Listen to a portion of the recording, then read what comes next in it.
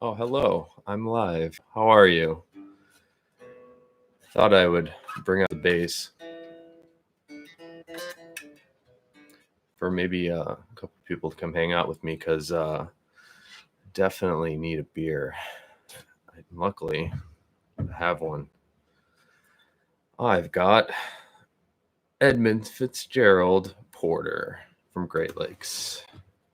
I could definitely use this. I didn't sleep at all last night, which may be understandable. Can you guys hear me? How's it going? There's some people here. Richard, we shipped you something today, Richard. I can't wait for you to have it. Maybe you saw it in the video earlier. Beer time. Here's your ASMR for the day. Hi, Angel. How are you guys? Let's drink together. If you guys got a beer, let's drink it up. I think this is about perfect timing for beer. Good to see you guys. I'm glad you're here. Unannounced live depression show. No, it's just been a tough time, man, for everybody. But cheers to you. Hopefully you guys are staying safe and healthy. What kind of wine you got? So I'm going to be real with you. This is what's happening right now. I literally turned this on to drink a beer with you because I'm waiting for my wife to come home from the hospital. And I got a lot of anxiety from her dealing directly with some what's going on right now. So I've got my vices that keep me chilled out. I've got beer and bass and leather chat. So I just need a deep breath, you know. And today in Chicago and Illinois, we got a mandatory stay at home. So I was freaking out for you guys, really, because I wanted to make sure that we could get you stuff that you want, that we've promised you. And it bothers me very deeply. I get really emotional about it. Thinking about treating people the right way. And it bothers me when stuff's out of my control. So it's just been a really tough time, but just the thought of people have placed orders with us and we've taken your money, and the thought of us not being able to give you what you paid us for bothers me.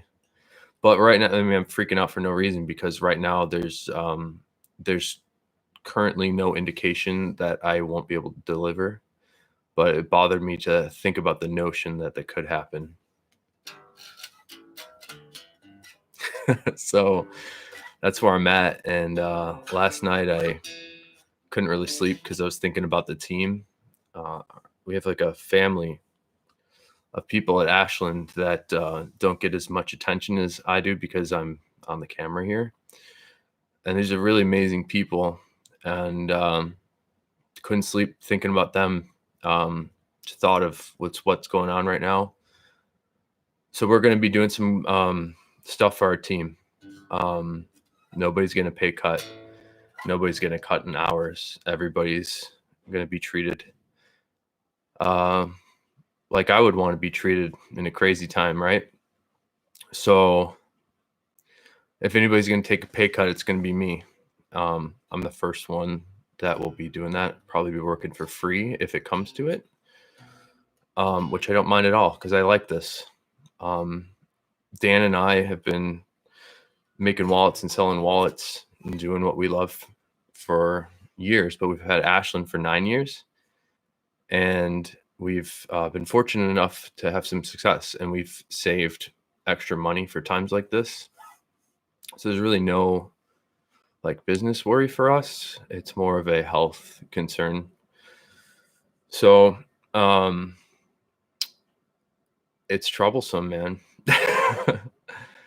Richard, man, Richard, we had something shipped out to you today that JR, did you check it out on the boot polishing video?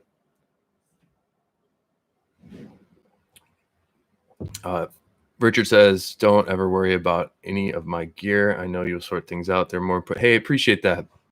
But like my whole philosophy for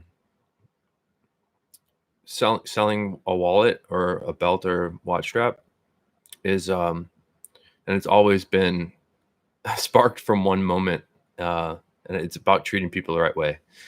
And the moment that sparked me, I've told this story before, is I was a young kid working at Horween, but I was also going to college at the same time, and I didn't have very much money, and I was living with 3 guys in one place, and we were moving. All 3 of us were going to move to another place to live, and we rented a truck. And when I was renting the moving truck, they asked me to go inspect the truck for any damage, to make sure that we clearly communicated to each other how much damage was pre-existing on the truck. So I walked around the truck and I was pointing out all these the smallest stuff, because I was worried, because I couldn't afford to pay to repair this whole truck. And I'm pointing out all the things. And after maybe the 3rd thing I pointed out, the guy just stopped me and he goes, we can keep doing this and I'd be glad to write down all these things, but I want you to know that we don't rip people off. And that experience, and I don't know who the guy was, but that experience changed my life. And that same experience is how I want you to experience me. So if you buy something from me and you don't like it, I don't want your money. I want you to not be ripped off. And when a moment comes like this, where somebody orders a wallet and I tell you it's going to be 4 weeks, it needs to be 4 weeks. And if I don't know how things happen in the world, I can't anticipate things, I just feel like a tremendous guilt. I don't want to sell something I can't deliver. And that's why today I made a decision to stop offering watch straps, which is like crazy, because we can make them. I have them, but there's some logistics between getting things from our workshop to our team member's house. So instead of worrying about money, we're going to worry about keeping people safe. And I think that's just the right thing to do. And then at 3:00 today in Chicago, we had a notice from the governor saying that we had to stay at home, which I kind of like my home. This is my basement. I turned it into like a man cave office where I just play bass all day.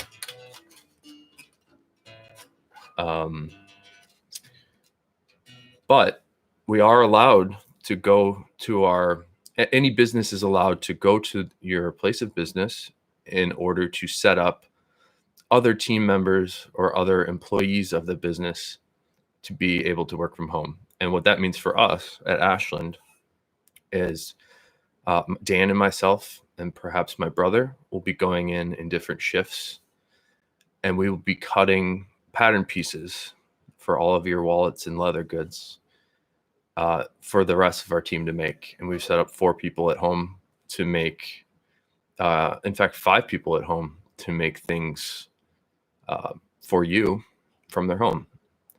But there are some machines that just aren't movable.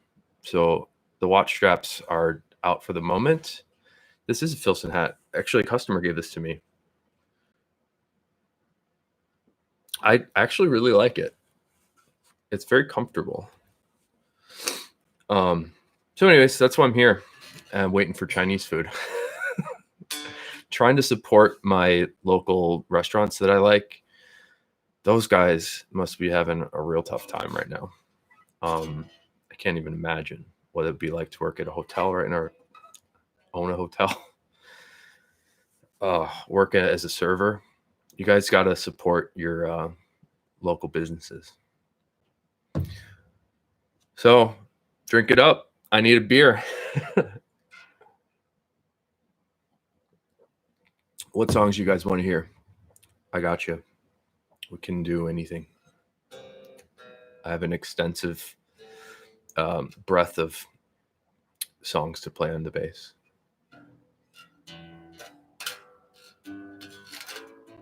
Is this the most boring leather chat you've ever had? Georgia. Hey, Randy, good to see you, man. I hope you're staying safe, and I hope that your family's staying safe. My dad's out in California, and he's an older gentleman. I'm very worried about my dad. I'm worried about you guys. It's crazy, man.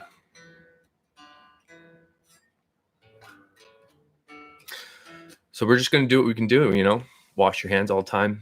We have new rules at the workshop where you come in the building, you wash your hands immediately, and we wash everything when you come in. Everything gets wiped down for every single person when you come in. And then when you leave, same thing in reverse. You wash your hands and wipe down everything. So I hope you guys are doing the same. And I don't think there's like something I hadn't really thought about is like how long a virus lives on a piece of leather. And it's my understanding that it only lives for an extended duration on plastic and steel. Sultans of Swing. God, that's a lot of finger picking guitar stuff. I actually don't know how to play Sultans of Swing. You got me the one song I don't know. I can play a major 7th chord for you. I play a lot of metal because I'm angsty and angry, and I drink dark beer like my soul.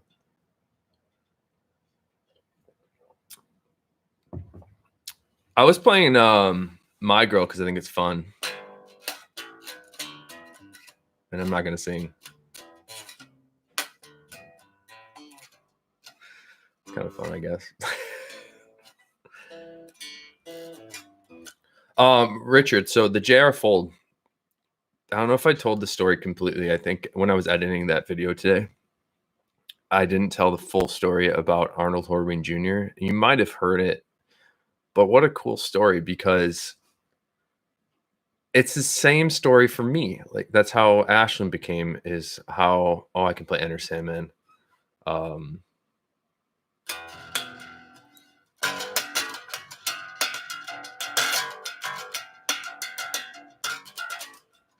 Yeah, there you go. There's the verse for Enter Sandman.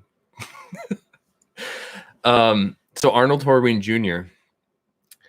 was, you know, obviously a leather tannery owner, and he always liked to tinker with the machines and stuff. Everybody always tells the stories about how he would always fidget and like change the settings. Oh, that machine's not putting out the right amount of oil. I'll fix that. And he would annoy everybody, but he would also make his own like handcrafted sort of leather stuff, like cut with scissors kind of things. And he made the JR. I've seen the original. It's actually one piece. It kind of looks like a T shape, which was the original design he made. And he wore it just because like that's something he wanted for himself. And that's exactly what happened with Ashland. Is like we saw this leather and thought it would be awesome to see how it would wear in. And we just started making all the leather products. So the JR is really cool for that reason. And we named it after him because he made it. I gotta